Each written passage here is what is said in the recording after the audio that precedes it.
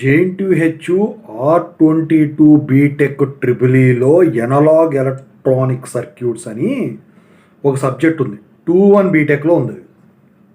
అయితే చాలా tough subject అని మీరు ఫీల్ అవుతుంటారు. నేను అనేది ఏంటంటే సర్క్యూట్ డయాగ్రమెటిక్ సబ్జెక్ట్ అని లేకపోతే ప్రాబ్లమెటిక్ సబ్జెక్ట్ అని నేను చెప్తాను. కానీ ప్రిపేర్ అయితే చాలా ఈజీగా ఉంటుంది. ఈ మెథడ్లో చూసుకోండి. సో చాలా రాయటం కూడా ఇదే మెథడ్లో రాయండి, మీకు మంచి స్కోరింగ్ కూడా వచ్చే సబ్జెక్ట్ ఇది.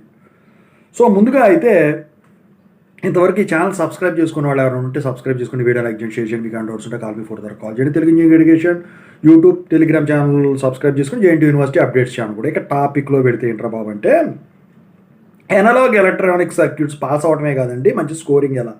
యూనిట్ 1 చూసుకుంటే diode and bipolar transistor circuits ఉన్నాయి. ఇందుట్లో very very important PN junction diode మీద ఖచ్చితంగా ఇస్తాడండి. ప్రిన్సిపల్ ఆఫ్ ఆపరేషన్ కానీ, సింబల్ పరంగా కానీ, కన్స్ట్రక్షన్ పరంగా కానీ, విఐ క్యారెక్టరిస్టిక్స్ పరంగా కానీ ఇస్తాడు. ఇచ్చినప్పుడు మీరు డయాగ్రాము, సింబలు, వాటి బాడీ పార్ట్స్, గ్రాఫ్, క్యారెక్టరిస్టిక్స్ ఇవన్నీ వేసి మీరు అందుట్లో ఏం చదివారు. ఫర్ ఎగ్జాంపుల్ ఫార్వర్డ్ బయాస్లో ఆపరేషన్ ఇలా, రివర్స్ బయాస్లో ఆపరేషన్ ఇలా, ఇదంతా కూడా హెడ్డింగ్లు పెట్టి మెయిన్ పాయింట్ కరెక్ట్గా రాసి దాన్ని ఎలాబరేట్ చేయడం నేర్చుకోండి. అప్పుడే మార్కులు పడతాయి. పెన్సిల్తోనే గీయండి బొమ్మలు అనేవి, ఓకేనా. ఆ తర్వాత వచ్చేసరికి హాఫ్ వేవ్ ఫుల్ వేవ్ రెక్టిఫైర్స్లో నాకు తెలిసి ఫుల్ వేవ్ రెక్టిఫైర్స్ ఎక్కువ శాతం ఇస్తాడు. ఎప్పుడో ఒకసారి హాఫ్ వేవ్ రెక్టిఫైర్ ఇస్తాడు. ఇక ఆ తర్వాత clipping and clamping circuits short questions అన్నా ఇవ్వచ్చు, లేకపోతే ఎస్ఏ క్వశ్చన్స్లో ఏబీ కింద అయినా ఇచ్చేదానికి ఛాన్స్ ఉంటుంది. అయితే input output characteristics of BJT in CBCE configuration ఉంది కదా. అయితే ఆ బీజేటీకి సిబిసిఈ కాన్ఫిగరేషన్ అనేది సర్క్యూట్ డయాగ్రామ్స్, వాటి కరెంట్ డైరెక్షన్ ఏదైతే ఉంటుందో మెయిన్ ఎమిటర్ దగ్గర వాటి దగ్గర అది ఇంపార్టెంట్ అండి. ఆ డయాగ్రామ్ చూస్తాడు, అవుట్పుట్ క్యారెక్టరిస్టిక్స్ చూస్తాడు. ఆ మూడిట్లో 2 ఇస్తాడండి ఖచ్చితంగా. ఇక ఆ తర్వాత బయాసింగ్ సర్క్యూట్స్ బాగా కష్టంగా ఉన్న సర్క్యూట్ ఉంటుంది అది, ఓకేనా. ఆ తర్వాత మీకు ప్రాబ్లమ్స్ ఇస్తే ఇప్పటివరకు చెప్పినట్లు ఏదైనా ప్రాబ్లం ఇచ్చేదానికి ఛాన్స్ ఉంటుంది. ఇక ఇందుట్లో ఈ యాంప్లిఫైయర్స్లో మళ్ళీ కామన్ ఎమిటర్ అంటే సిఈ, సిబిసిసి ఉన్నాయి కదా, వీటిలో ఏమైనా 2 ఇచ్చేదానికి ఛాన్స్ ఉంది. స్మాల్ సిగ్నల్ ఈక్వివలెంట్ సర్క్యూట్స్ ఎప్పుడో కష్టంగా ఉన్నప్పుడు తప్ప, పేపర్ కష్టంగా ఉందంటే ఇది ఇచ్చినట్లు లెక్క, ఓకేనా. ఇది సో ఇక యూనిట్ 2 చూసుకుంటే ఫెట్ సర్క్యూట్స్. సో ఇందుట్లో మీకు ఈ బీజేటీకి ఫెట్కి కంపారిజన్ అడుగుతాడండి, ఖచ్చితంగా అడుగుతాడు, మీరు ఎక్కడైనా చూసుకోండి. అయితే ఈ FET structure, operation, principle of operation, V I characters చూసుకోండి. మాస్ఫెట్ కూడా అంతే సేమ్. చూసుకున్న తర్వాత ఈ రెండిట్లో మళ్ళీ ఒకటి ఇస్తాడు కంపారిజన్ కాకుండా. అయితే ఇందుట్లో ఈ gain, input and output impedances calculations, వాటి మీద ఫార్ములా ప్రాబ్లం ఖచ్చితంగా ఉంటుందండి. ఇక ఇందుట్లో ఈ స్మాల్ సిగ్నల్ మోడల్ అనేది కష్టంగా ఉంటే ఉంటుంది, లేకపోతే common source, common gate, common drain యాంప్లిఫైయర్స్లో రెండింటికి ఖచ్చితంగా ఇస్తాడు ఎస్ఐ క్వశ్చన్స్లో, ఓకేనా. సో ట్రాన్స్ కండక్టెన్స్ అంటే ఏంటని షార్ట్ క్వశ్చన్ ఇస్తాడు. అయితే ఇక్కడ హై ఫ్రీక్వెన్సీ ఈక్వివలెంట్ సర్క్యూట్ అన్నది సర్క్యూట్ మాత్రం ప్రిపేర్ అవ్వండి, ఎందుకంటే ఏమీ చేతకాని స్టేజ్లో అన్నీ ఇలాంటి కష్టమైన క్వశ్చన్లు వస్తే రాయటానికి ఉంటుంది.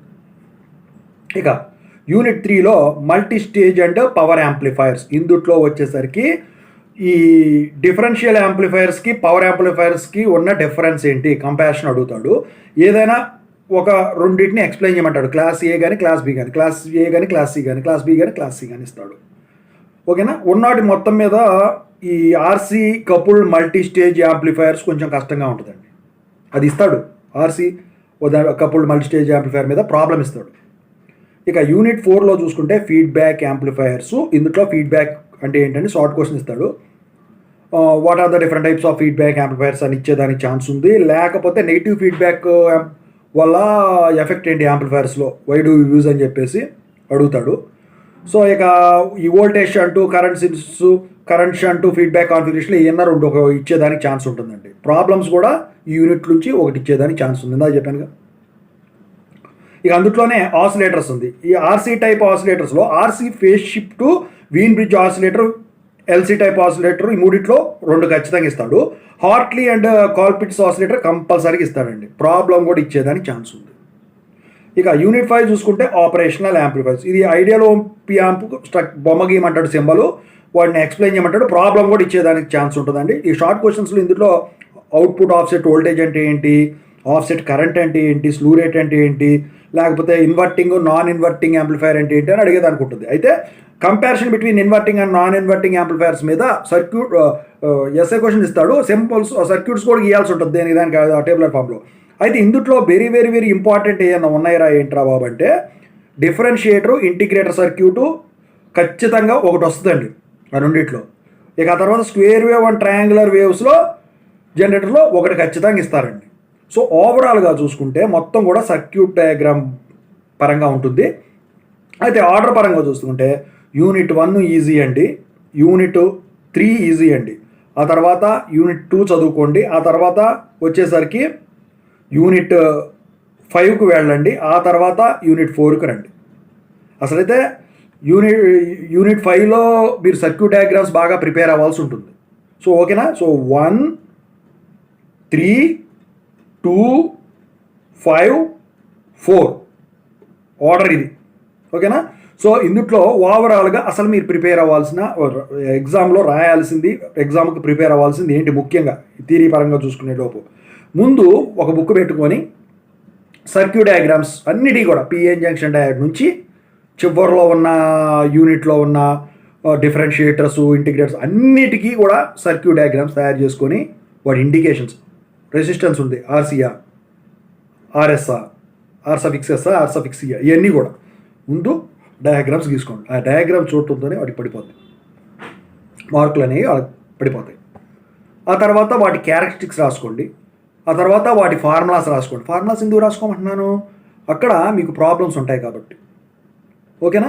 డెరివేషన్ వచ్చేసరికి మీరు చెయ్యగలను అనుకుంటే డెరివేషన్, ఎందుకంటే ఇక్కడ థెవెనిన్స్ థియరము కూడా మీరు ఉపయోగించాల్సిన సందర్భాలు వస్తాయి.